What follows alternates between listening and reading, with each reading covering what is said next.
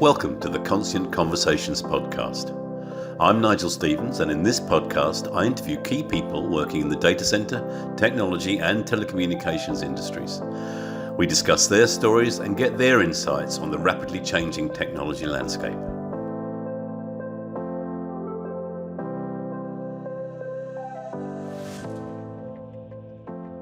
Welcome to the Conscient Conversations podcast. Today I'm here with Professor Vic Baines, who is a cybersecurity and tech policy researcher. Good morning. Great to meet you, Vic. How are you? Hi, Nigel. It's lovely to be with you today. Thanks for inviting me. You're very welcome. I'm fascinated, Vic, about how you've come to be where you are, and I'm very interested in your story. You've built an extraordinary career. You're at the intersection of technology, ethics, and policy. How did that journey begin, and what drew you to the world of cybersecurity? Well, Nigel, I'm very conscious that we only have a certain amount of time for this, for this recording. I fill entire days, entire workshops with my life story because of how self-important I am. There's a very short, very flippant answer, which is I've found myself to be entirely unmanageable and entirely unpromotable. There's a more serious answer that my mother would approve of more, and that is that I just find so many different things very interesting.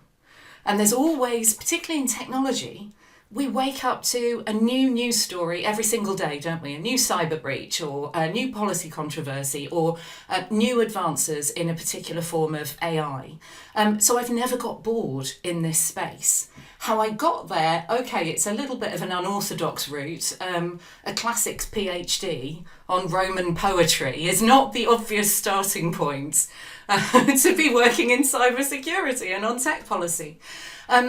But I had a very interesting interview with somebody who was working at the University of Manchester in their futures thinking department, so taking people through scenario building. And this was when I was working at Europol, so this is still a good 15 years ago, before I went to work for Facebook and the likes of that. And he took me right back to my PhD. My PhD was on Roman satire. So if you imagine Private Eye, but it's 2,000 years old and it's in hexameter verse. Of course it is. And he said, oh, but hang on, what were you working on? And I said, well, how Rome was represented as being the most dangerous city on earth. It was so dangerous that it was like being in Troy on the night of its destruction. Right. And so we've all watched all of those movies, particularly kind of Brad Pitt as Achilles and all of that. And it's the sword and sandals stuff. And he said, so hang on a second. So even for your PhD, when you were working in a totally different field, it was all about security rhetoric and how we communicate danger. I said, yeah. And he said, okay, and what do you do now? Well, I work for the European Cybercrime Centre, writing threat assessments for the European Union on how cybercrime is changing the threat landscape. He said, right, and we're here talking about futures thinking. What are you doing in futures thinking? Well, I'm thinking about how security threats and safety threats are going to change in 20 or 30 years' time. He said, so basically, whatever you've worked in, whatever different sector or field you've worked in, you have always been working on security and safety and representations of it. And honestly, until he had said that, the penny hadn't dropped with me that was somehow what I was motivated by. But yeah, I read a classics degree. I did 3 degrees in classics.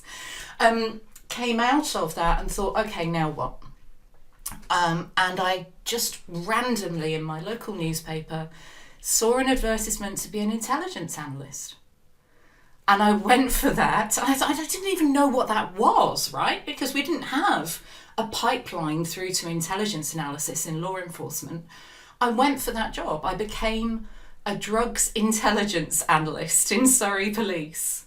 This is, 20 years ago. And from there, I got to do these incredible sideways moves. And I think we always represent sideways moves as a negative thing.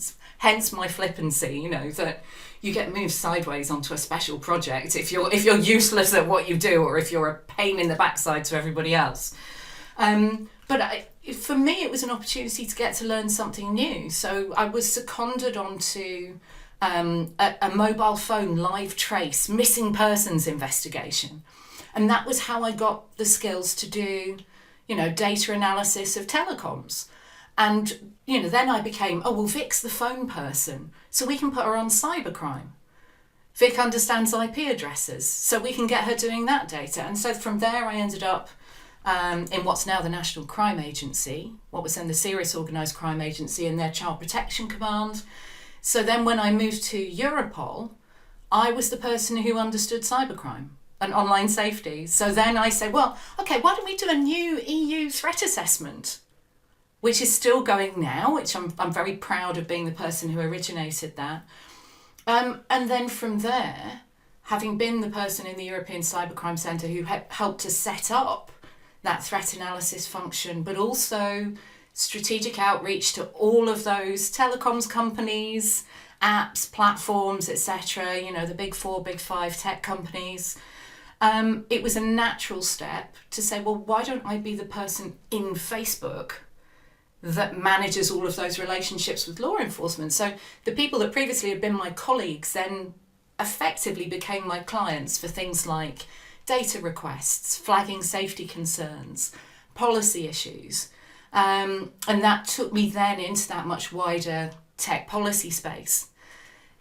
It might be a strange move for some people to say, okay, well, Facebook, very lucrative job, but also a 24/7 job, working things like terrorist attacks, missing children, because, who's going to say, I'm sorry, I only work these hours. If a child goes missing outside of 9 to 5, I'm not going to work it, So it's a limited job in the sense of there's only so many years you can do that job and keep your sanity, I think is a fair way of putting it. It does take a bit of a toll on your personal life, on your family life.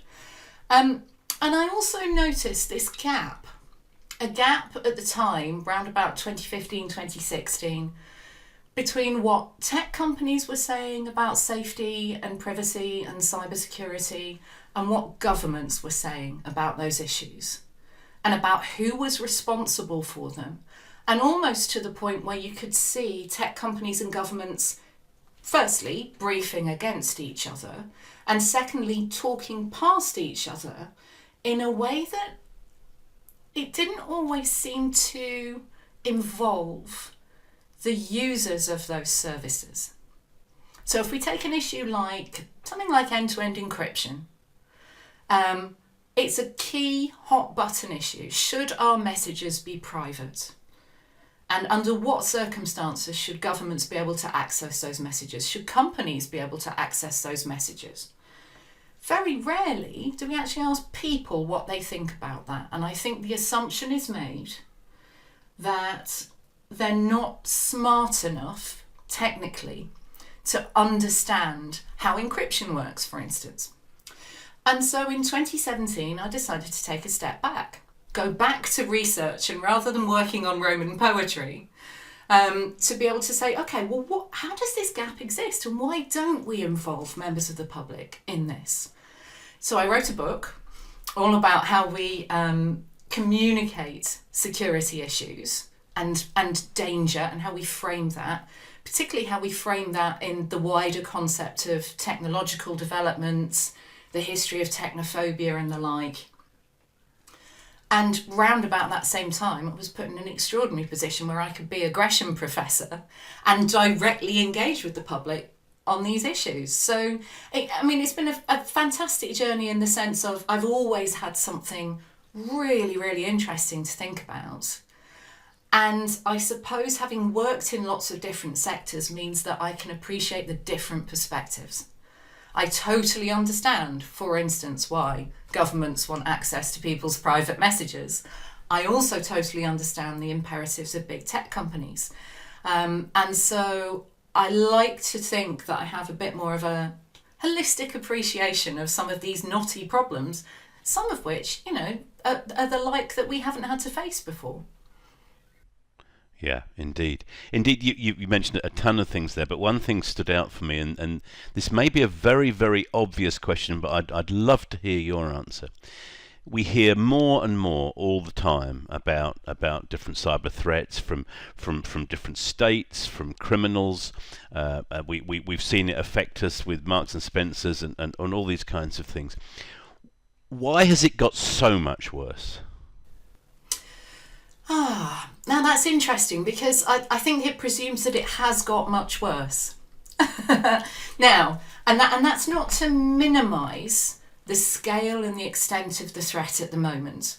I mean, we could talk for a number of hours just answering this question, but I think one of the things that I frivolously now refer to as Baines' theory, just because I don't see it out there enough, so I'm claiming it for myself, not in any verifiable legal sense, obviously, is that technology always develops. There will always be people out there who want to harm other people and other people's assets. And so it stands to reason that whatever technology is available, those people will want to make use of that technology and misuse that technology to get, profit, or to make a point, or just to harm other people. And I think some of the policies that are being introduced at the moment are done on the basis that we can eliminate crime. What we hear a lot these days is, well, tech companies, if they wanted to, could eliminate fraud. Well, could they? I mean, society's not done a brilliant job of that since its inception. What we've certainly seen, and again, this isn't to kind of minimise the threat that we see at the moment, but what we've certainly seen is digital technology is an amplifier of all sorts of threats, whether that is fake news and disinformation, or sowing discord within societies. And part of that now, of course, is that individuals have broadcast tools in a way that they didn't have, even really in the last century. That we all have a public platform now, so we can all amplify disinformation, or amplify somebody's extreme views, or express our own extreme views. But also that with connectivity comes technical exposure. So, as soon as all of our banking went online, one of the things that I was absolutely fascinated by when I was working at Europol is we had been working, or some of my colleagues had been working for many, many years on armed robbery gangs.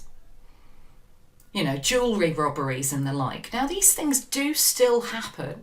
But if I think about the cop shows that I grew up with, the Sweeney was all about bank robberies, wasn't it? Even the professionals had, although it was kind of more intelligence related, it had things like the dangerous people with the weapons were bank robbers, or they were, members of Irish dissident groups. So, bank robberies, jewellery robberies, physical thefts have fallen off a cliff because it's so much easier to get into somebody's bank account by duping them into giving you access, or by hacking into their account by reusing a password that's been compromised and has been on a website as, having been compromised and sold on, etc., etc. So we've seen those shifts, not least because everybody's connected now. And equally that we have built up address books that can then be used to target other people. So you get into my web-based email account and you have access to everybody else's data as well. So I think there are many more digitally mediated attack vectors. And this increases and increases. So, if we think about, some of the world's most popular platforms now, like TikTok, and I'm not saying it's an especially bad platform, but it is an especially popular platform. It's an incredible means to display a kind of lifestyle that may or may not be fictional. But you can easily influence somebody into buying a product. That also takes us into a really interesting space that I'm kind of quite exercised by at the moment. When I first started out analysing cybercrime, we had anti-spam coalitions, and spam was absolutely a bad thing. Of course, we all have junk email folders for things like that that are obviously shady or obviously criminal in intent. But spam then became the default method of advertising. That we all signed up for what's now known as zero party, isn't it? Or first party advertising. And we're effectively saying, oh yes, you can send me loads of spam for things that I may or may not want. Sign up to our newsletter. And so I think it's affected in terms of the cyber threat, in terms of what we would absolutely say is criminal intent. But it's also changed the landscape of how we interact with brands and how we divide that in our minds, and whether we divide that in our minds at all is one of the things that really interests me at the moment, because it takes us into that space of what is trust now. No, that's fascinating. I want to move on to something that I think is incredibly relevant, and incredibly relevant for a woman in technology.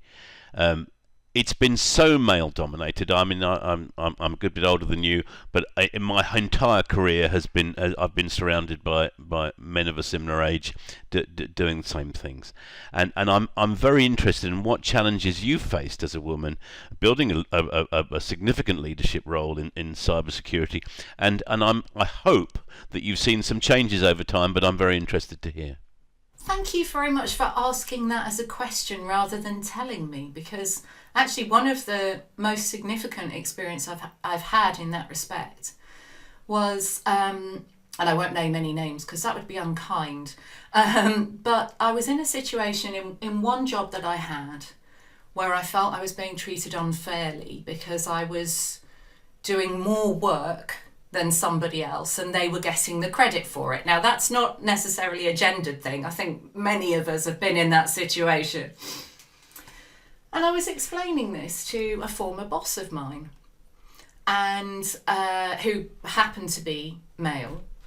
And I was explaining my frustrations, and the response was, but you know what, Vic? You have to acknowledge that things have got so much better for you women. And I think it was one of the most curious things that I'd experienced, because I did turn around and say to him, right, so you're questioning my lived experience of this.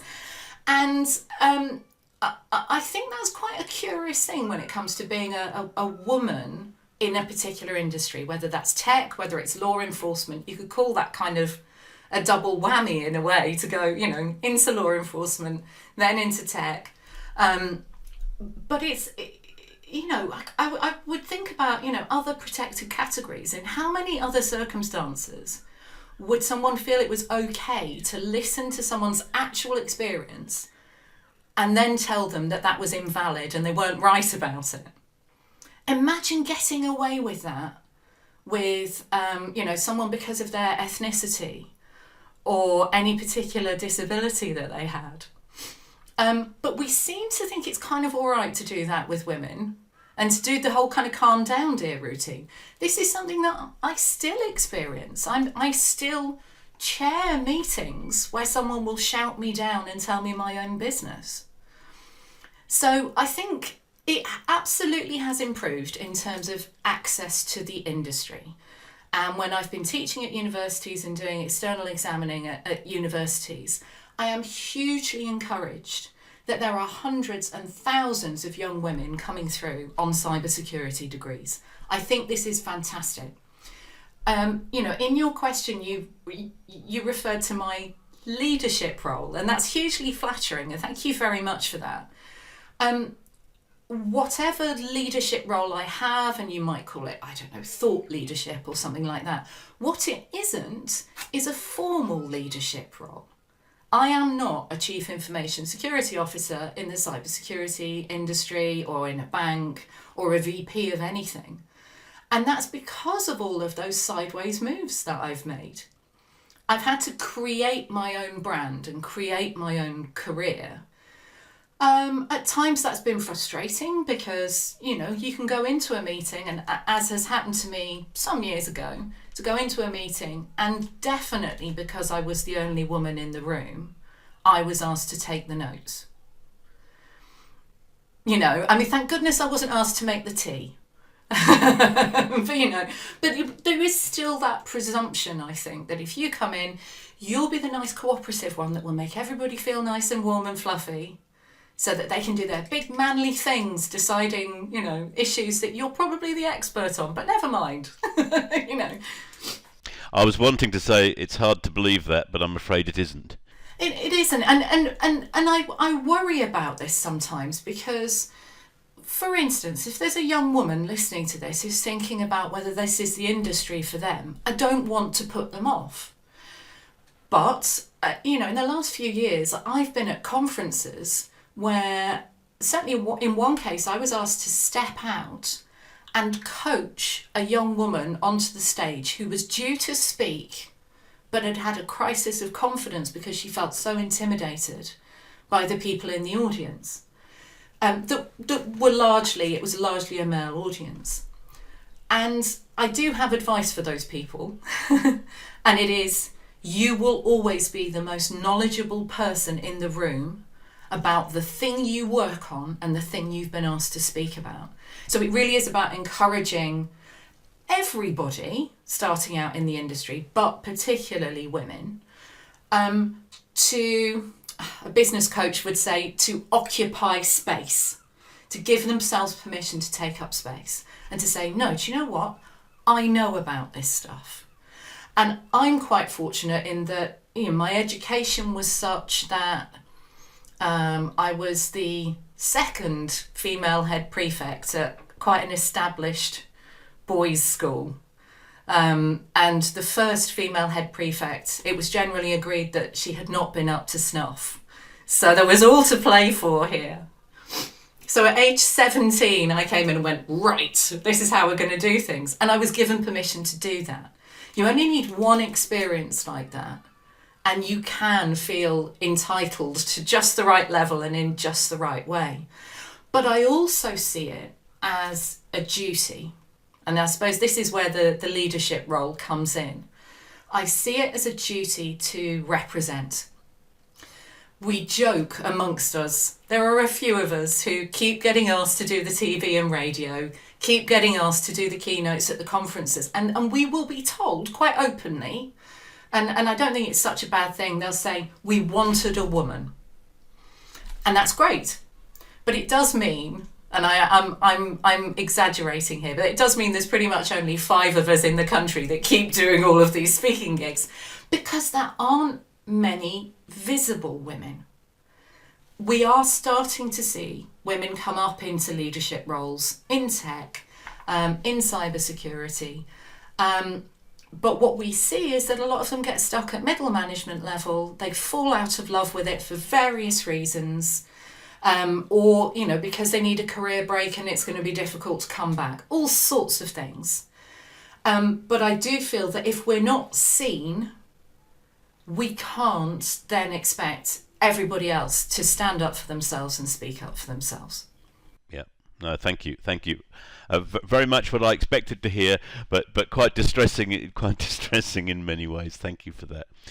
You probably know, Vic, that my company Conscient is predominantly a data center agency, and we spend a lot of time working in the data center space. It's quickly become, and in fact was recognised recently as being critical national infrastructure, and that's very important. But from your perspective, if I, with your security hat on, if you can look at data centres from your perspective, what are the biggest blind spots that organisations still overlook, or what are the biggest blind spots with data centres, period? So when it comes to data centres, something that I've been looking at quite recently is the issue of sovereignty. And that used to be quite an old-fashioned word. I think we thought, when the likes of John Perry Barlow came up with, the Declaration for the Independence of Cyberspace back in 1996, saying, your tyranny of sovereignty is not appropriate here because we come from a new age where there's just a single hive mind and the internet is a single common good. Look, that was a brilliant aspiration, but I think what we've seen is that territory and jurisdiction in cyberspace has become more important, not less. And what we're really facing now, And I kind of, I'm certainly disappointed that this is the case, but am I surprised? No, not really. It's that we have a kind of new Cold War when it comes to tech powers. And this applies to infrastructure, but it also applies to when we're looking at something like AI. The two big AI superpowers are the US and China.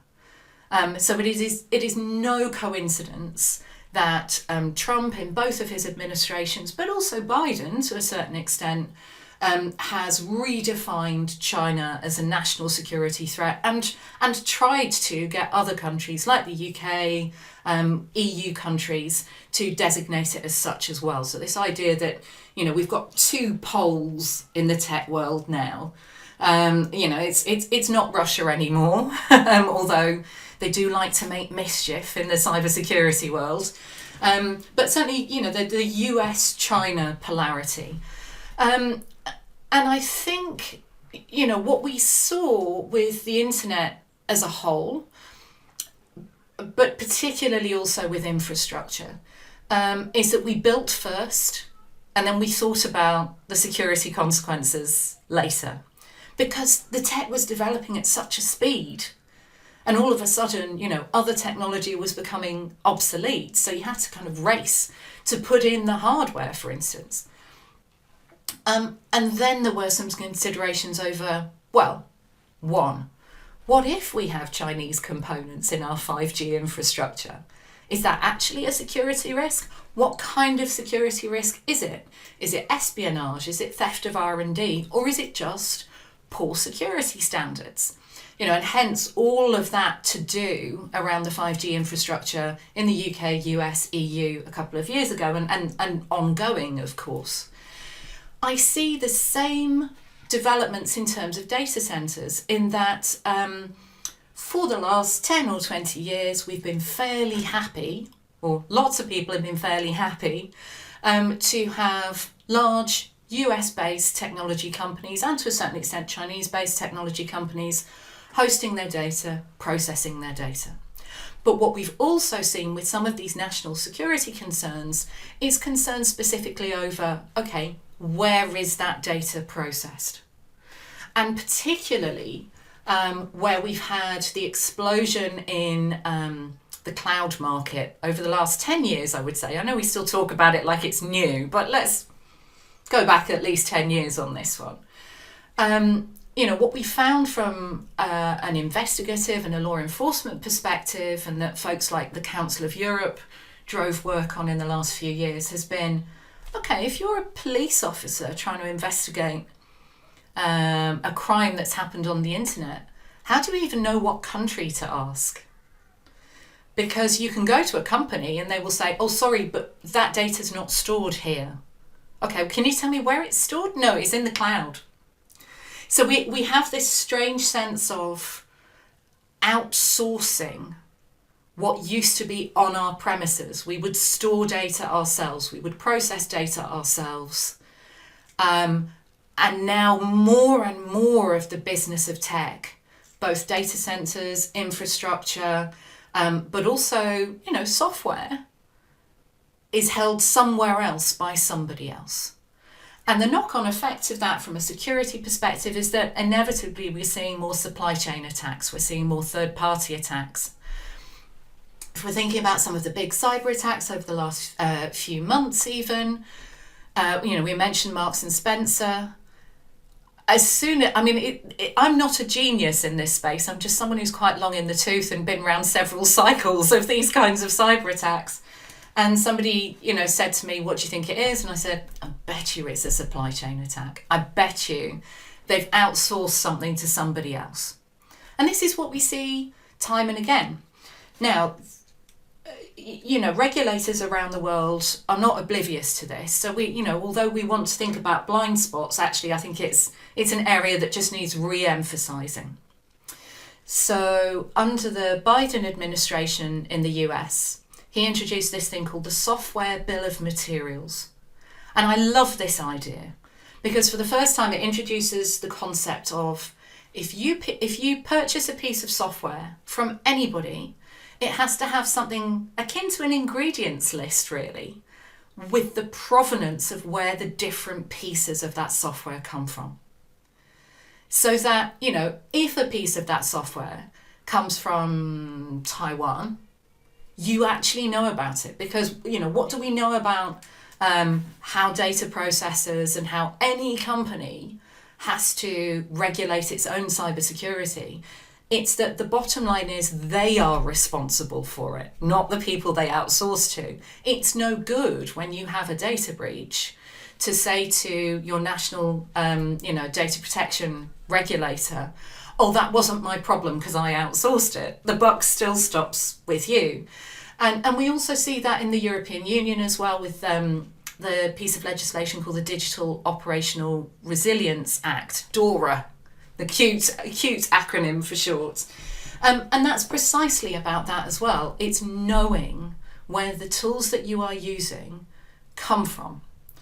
And so what we're seeing is this general mega trend, if you like, for applying sovereignty in the digital sphere, where it's not just about firewalls, it's not just about controlling the information that citizens see, although of course we do have some very noteworthy examples of that, but it's being able to say the technology that we use is based in our country, or if it's not based in our country, we are always able to conduct our own assurance on it and say, okay, that part is there, that part is there. We've done the security assessment on these people to the best of our ability. We know that they've taken the steps that are required of us by the Information Commissioner's Office, for instance. But yeah, I'm seeing this overarching trend of somehow clawing back control from some of the larger, more amorphous providers. And even to the point that companies like Microsoft are offering these kind of digital sovereign clouds. So this idea that it won't be going off to somewhere possibly in the States or bouncing around the world, your data and your operations, that guarantee that they will be in country, that only certain people will be able to access them, etc., etc. And I think it's good to see a greater concern for security. It's good to see a greater a concern for compliance with the relevant regulations. But it does still present something of a knotty problem. We want a world that has a single global internet, and yet governments still want to be able to have sovereign control. And I think what I'm also seeing is that organisations, companies, processors want to be able to have greater technological autonomy, because more and more, I think, boards, non-execs, trustees are asking the questions, okay, so we process this data, none of it goes through China, right? Reassure me that we have oversight over the whole of our estate. Yeah, no, that's fabulous, and actually from our point of view, we are seeing those moves, and we are seeing people want to know where their data is, but still commercial advantage seems to trump it. Putting stuff in the large cloud providers is generally less expensive than people's own infrastructure, and they are still tending to trust to that, but definitely a trend. The word sovereign is coming up a lot more than it used to. And I'd like to move on to trust. We've done some work recently with a couple of companies who've been talking about this, and I've learned a lot about trust, and it's not something I'd thought about until recently. But I'd be interested in your view. I think it's a very overused but misunderstood concept. How do you personally define digital trust, and how can organisations make that tangible? I think it's a lot of different things. So if we go back to, face-to-face trust of doing business with each other, sharing personal information with each other, the keeping of written records, all of those things. A lot of that depends on a personal relationship. When we go into the digital world, what we've seen is that a lot of that still depends on a personal relationship. That's why social media has been until now at least, so hugely successful.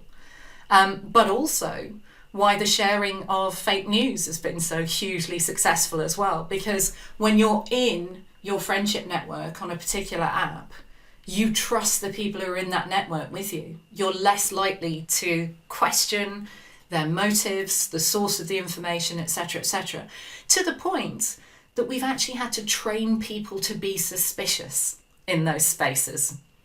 And, dare I say, particularly older people. I've done a lot of work in, child protection, youth empowerment over the years.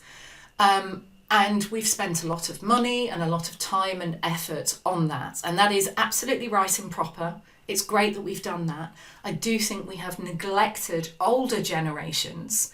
As much as we can romanticize the time when people left their doors open and nobody ever stole anything. I mean, I think that's exaggerating ever so slightly, isn't it? Crime still happened because people left their doors open.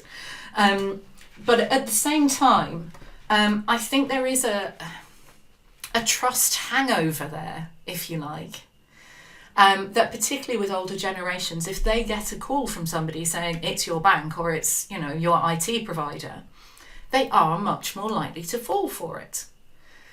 Conversely, I think younger generations who have had the input at school about, online stranger danger, who know full well that influencers are not 100% authentic human beings, in the same way that, we know that when we're watching an advert on TV, it may be staged and, people may want us to think a certain way to buy a certain product. I think conversely what we have in the younger generation is something of a crisis of trust. Because these are people who haven't grown up, watching BBC News Round and knowing that there are certain sources of trustworthy information who will verify the facts before they tell you something. It's a generation that doesn't particularly watch TV, that certainly doesn't get its news on TV. So, I'm, as much as I'm in admiration of services like BBC Verify, I think they're great, and fact-checking services, these actually need to be where young people go to say, you can trust us. I think with younger generations, we have a challenge of how we rebuild trust, how we promote trustworthy information in a way that sticks with them, rather than them just saying, well, I don't trust any of this. And I think they are, it's funny because I think there's an assumption that they are not alert to AI potentially making mistakes and being untrustworthy. I think they are. I think the problem is that they don't trust any of it. Now, we also have, we have organisations like Edelman that do their trust barometer survey, which they've been doing for a number of years. And I like these. I mean, I think when people are self-reporting, they can also massage what they're saying to you to make themselves look smarter than they are or whatever. But what we seem to see as indicators in those kinds of surveys is that members of the public, adult members of the public, distrust governments, companies and the media in equal measure. So it's I think as interesting as it is that we talk about a crisis of trust in technology, and particularly technology companies, and some of that suspicion is very well founded. At the same time, I think there's a problem with trust across the board. And I think when it comes to digital trust, that's because all of those organisations, all of those sectors, governments, tech companies, mainstream media, are using tech in exactly the same way, right? To put a particular point across, to dissuade people from other things, to sell things, whether that's an idea, a policy, a publication, or a product. And criminals use exactly the same techniques. So I did a study a few years back for a book I was writing on security rhetoric and safety communications. And some of the most interesting research I do is the stuff that surprises me. And there was something niggling in the back of my mind about how the police talk about cybercrime and about how cybersecurity companies talk about cyber attacks and about how criminals talk about the attacks that they're doing against you. And I started to look at phishing emails, but also at those extortion emails, those horrible, horrible ones where it says, oh, I've caught you on webcam doing something horrible. Pay this amount of Bitcoin into this account or I'm going to report you to the police, etc.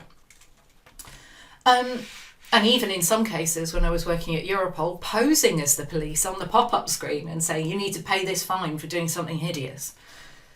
And what I found that really surprised me was that cybersecurity vendors were, with a few notable lovely exceptions, at the time, were scaring the hell out of people to get them to do something urgently or something catastrophic would happen to them.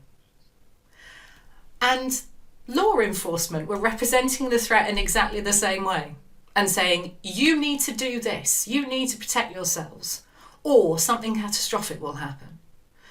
And then that's exactly what you get in an email where a cybercriminal is trying to threaten you to do something. Click on this link, pay this thing, or else. Do it right now. You've got 5 hours, otherwise you're going to be plastered all over the internet.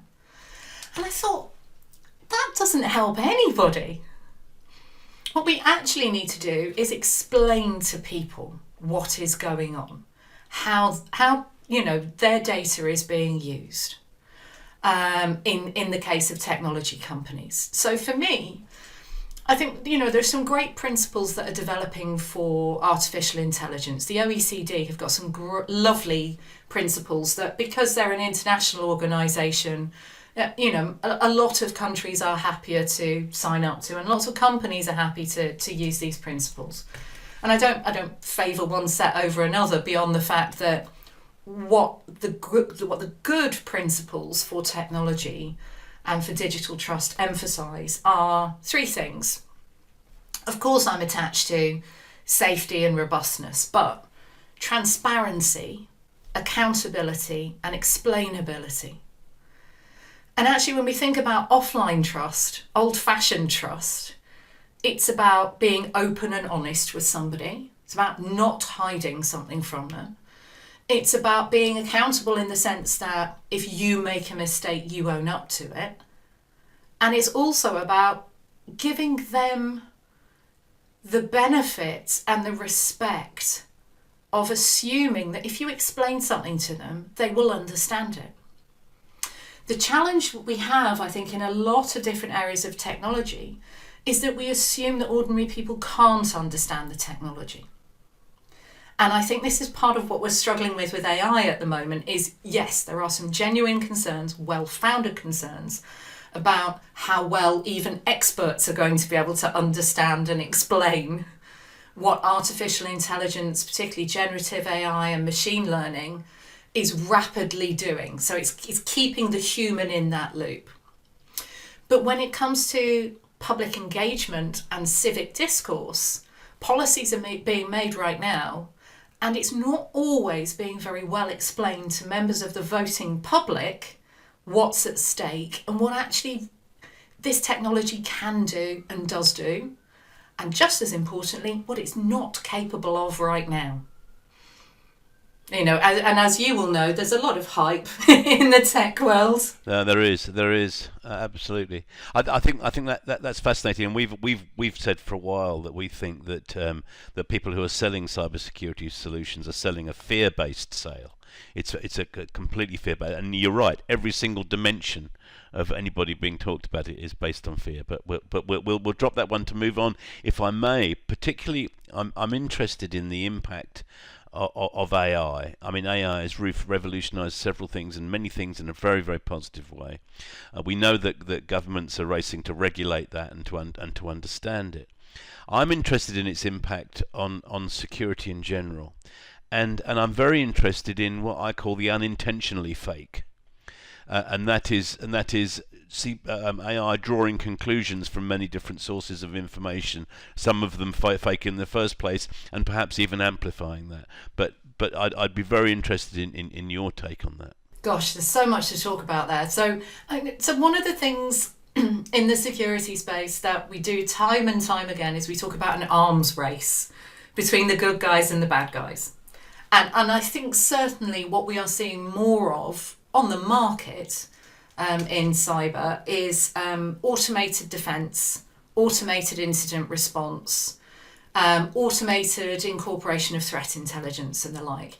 And that's great. I don't think it puts people like me out of a job because what we are seeing, in the last 10 to 20 years, we're seeing a lot of burnout and fatigue in the cybersecurity industry and folks who work in security operations. If you can imagine, you might be getting millions of alerts a day. What do you do with that? And that is where having an automated tool that does the grunt work that you really don't want to put a young threat analyst on, that's where that is really, really helpful, to do that automated crunching of different suspicious or even just access attempts and things like that. Flagging and prioritising and triaging. That's great. Because then the humans can be put on the stuff that humans are still really good at, like threat hunting. And also that feeling of what doesn't smell quite right. That idea of, there's something about this. It looks legit, but it didn't feel quite right. So I think there's absolutely a place for automated defence. Are the bad guys using AI? Yes, they are. But you know what? They always have used automation. And I think it is really worth putting that in context. They've been using scripts to mass distribute phishing emails for as long as I've been working on this stuff. One really curious thing that's happened, that of course I should have foreseen, but I didn't until it was already here, is they're using generative AI, tools like ChatGPT, to correct their phishing emails so that they don't have grammar and spelling errors in them anymore.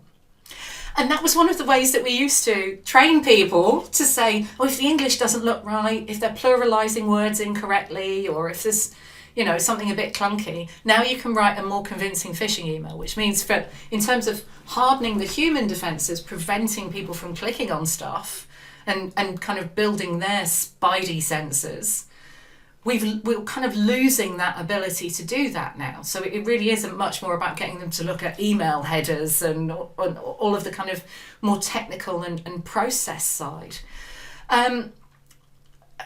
Do we think that there is entirely autonomous self-learning malware out there? Well, we haven't seen it yet. But we have seen some interesting things like, poisoning attacks. So skewing the information that AI is trained on so that it comes out with the wrong answer. And you can see how nation states would be really, really interested in those kinds of wrong outcomes. I have one example that again came up quite unexpectedly when I was writing a lecture for Gresham College on data. And I wanted to find out, when was the world's first census of population? I thought, okay, there's going to be a definitive answer on that, surely. There'll be something in the British Museum. And I Googled this, and it was in the early days of Gemini AI having, the kind of the top results above all the other results. And it said the world's first census was conducted by the Babylonians in 3000 BC. Okay, that seems pretty definite. And, I'm a threat analyst. I look at it and I think, 3,000? Why 3,000 and not 2,999, right? I thought, this is really definite. Where has this come from?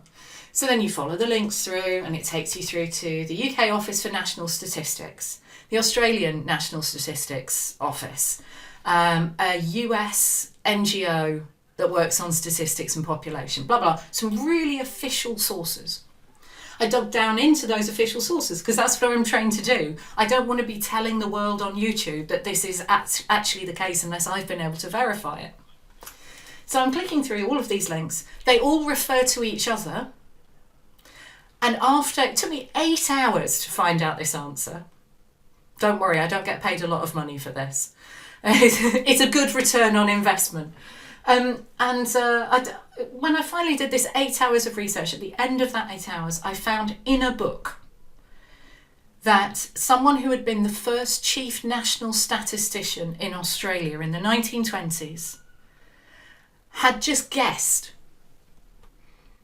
on the basis that there were some clay tablets in the British Museum that kind of talk about counting people and cows and their cheese producing ability. And what had happened is that because he'd said that, that was taken as gospel. All the other national statistics officers regurgitated that claim. It came to be fact over time, even though there is no verifiable source information for this. And because those were 4 trustworthy organisations run by governments or trustworthy NGOs, that was the top result that Google gave me, which I could have taken as true. But it was a guess that somebody made in the 1920s. And I think, if that's what's happening with benign information, let's say, tidbits and trivia, then you can see the possibilities for not just manipulation, but unwitting acceptance of things that haven't been verified simply because they come from what we would all deem to be trustworthy sources. Yes, fascinating. It makes me think of myself listening to the news, and when I listen to the news now, compared to when I perhaps listened to it as a young man, I'm cynical. Yeah, and I think this takes us back to this crisis of trust, which is, what's the end point of all of this? The end point is that none of us trust anything. So actually, as much as we can overuse that phrase, tech companies must do more, where I think they do have a job to do right now is to make sure that the source information they're using isn't just verifiable in the sense that somebody said it, but it's verifiable in the sense that it's objectively verifiable. Now, that's no small order, but it is something that I think, as we become more and more reliant on what is that top search result, not just, what I do think we still need to do with everybody, not just younger generations, say, read all of the first 10, don't just read the top. But look, this is a world that's moving faster and faster. We're looking at things on our mobiles. We absolutely prioritise convenience over all else. That's the reality of it. So then, what the tech companies can do is that they can have their own researchers digging into this stuff and building tools that just don't just look at the surface. They go deeper as well. Well, that's fabulous. Thank you so much. We're getting to the end of time. And I would like to ask you one more question, but it's been absolutely fascinating. And what I'd like to understand is what's next for you. Are there projects, are there research areas, or are there things you particularly want to expand into over the coming years? Yeah, there's a number of different answers to that, as I'm sure you're now expecting. The first one is that you do something like being a Gresham Professor where your sole focus, or the bulk of your focus, is writing lectures that then go out to hundreds and thousands of people, both in person and online. And I've taken that to be quite a responsibility, because you only really get one shot at those. You can't go, well, that's what I said last year, but I've changed my mind now. You've got to kind of be as authoritative, but also interesting, etc. It takes a lot of work, And so having done 3 years of that, I'm at that a little bit of a crossroads where I think, okay, what next? I've worked in tech companies, I've worked in government, I've worked in international organisations, I've been an academic. What now? I have cycles in my life where I do something for a few years and I think, okay, what now? So there's that aspect of, I'm taking a bit of stock. I'm thinking, okay, what can I do that blends all of that now? In terms of specific research areas, for my final year of Gresham lectures, I did a series called The Prehistory of IT, where we looked at things like, the world's first surviving computer, the Antikythera mechanism, where we looked at ancient attempts to sort people using data, and where we looked at ancient messaging systems, but also some of the controversies. Did the Hollywood star Hedy Lamarr really invent Wi-Fi? And spoiler alert, the short answer is, well, kind of, but kind of not. And so really kind of situating the shock that we have at new technology in a history, and say, right, no, this is a progression. Some of this stuff hasn't just come out of nowhere. And one of the things that keeps coming back to me is that technophobia has a really long history. We even have, Plato in the Republic recounting an imagined story in which a king says to one of his advisors, who is credited with inventing writing, this writing you've invented, I don't trust it. It's going to ruin people's memories. So that there's this suspicion of the invention of writing as technology. The very first IT was suspected thousands of years ago. The idea of it, anyway. So I'm looking at the long history of technophobia. And yes, I'm going to be looking at the Luddites and, things like that. And people's imperatives for being suspicious of technology, in exactly the same way that we have automation anxiety now around AI doing away with people's jobs. Silk weavers in Spitalfields in the 17th century had exactly those anxieties, But also, the more I think about that long history, the more I think that there are myths that we tell ourselves about technology. That it's always new, that it's either always evil, or it's magic, or it's, neutral, take your pick, that it's just for boys, and that it's just for boys in hoodies or their medieval equivalent, that it will save us from all of our human problems. And so really kind of digging down into the history of those and saying, for quote unquote ordinary people who are never that ordinary, of course you can understand this, because if you worked on a weaving loom, or if somebody in your family worked in a cotton mill, they were the computer programmers of their day. Women who can use a sewing machine, anybody who can use a sewing machine, is technical. And I have this, and what really crystallised it for me was I was doing an interview with a magazine for older ladies who like to make things.